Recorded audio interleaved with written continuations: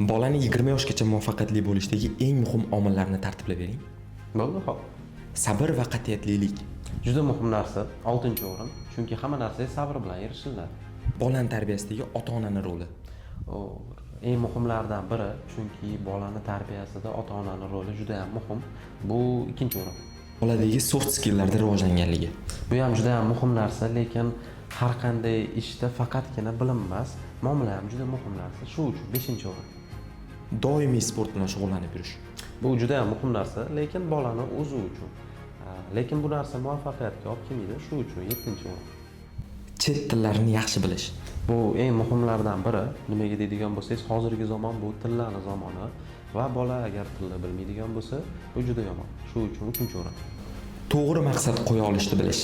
Mana shu narsa eng muhimi. Bu 1-o'rin. Nimaga deydigan bo'lsangiz, maqsad qo'yishni bilmaydigan bolani ishi nolga teng deb hisoblanadi. Maqsad qo'yishni biladigan odam katta ehtimol bilan muvaffaqiyatga erishadi. O'qish va kitobxonlik odati. Bu juda ham muhim narsa. 4-o'rin. Nimaga deydigan bo'lsangiz, bola qancha ko'p kitob o'qisa, shuncha dunyoqarashi o'zgaradi va bu narsa muvaffaqiyatga olib boradi.